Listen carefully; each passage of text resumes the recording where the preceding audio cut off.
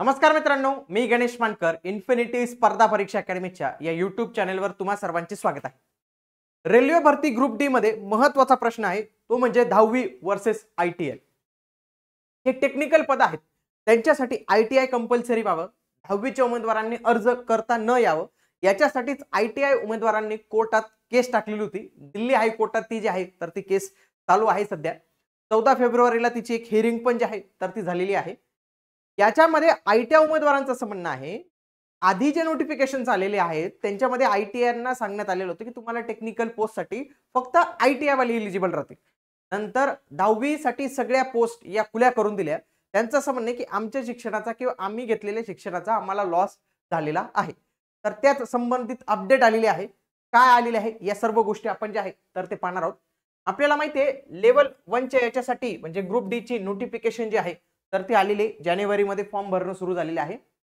यापूर्वी रेल्वेकडून एक नोटिफिकेशन, एक छोटी नोटिफिकेशन आली होती, त्याच्यामध्ये त्यांनी म्हटलेलं होतं बघा, मागे जी 2019 मध्ये भरती आलेली होती त्यावेळेस त्यांनी एक नोटिफिकेशन दिली होती, the one time exemption granted by Indian Railways in employment notice, म्हणजे 2019 ची ही notice by railway recruitment board in February 2018 2019 respectively was special dispensation for those recruitment drives and same has been withdrawn. त्यांचं काय म्हणणं आहे बघा पुढे, minimum qualification requirement for all future recruitment to be notified after 15/6/2019 level 1 pay matrix in technical departments for example civil engineering, mechanical, electrical, signal and telecom.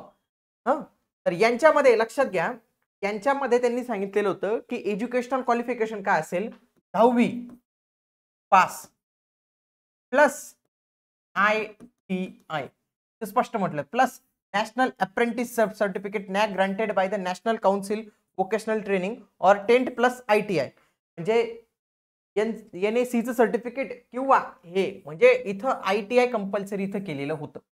परंतु नंतर जी notification आली बघा, आता जी नोटिफिकेशन आलेली त्याच्यामध्ये सगळ्या पदांसाठी काय म्हटलेलं आहे, 10वी पास किंवा आयटीआय किंवा नॅक पाहिजे, म्हणजे त्याचा संबंधच राहिला नाही ना काही। आयटीआय वाल्यांसाठी स्पेशल पोस्ट, इथे 10वी वाले पण अप्लाय करू शकतात। मागे आपण व्हिडिओ घेतलेला होता बघा, 2 जानेवारीला एक नोटिफिकेशन आली होती, त्याच्यामध्ये पण त्यांनी दिलेलं होतं की 10वी पास उमेदवार अर्ज करू शकतात सर्व पदांसाठी। तर हे त्यांनी ऑलरेडी इथं सांगून दिलेलं होतं। याच गोष्टी विरुद्ध आयटीआय वाले जे आहे तर ती कोर्टात गेलेले होते आणि त्यांनी कोर्टात केस जी आहे तर ती केलेली होती।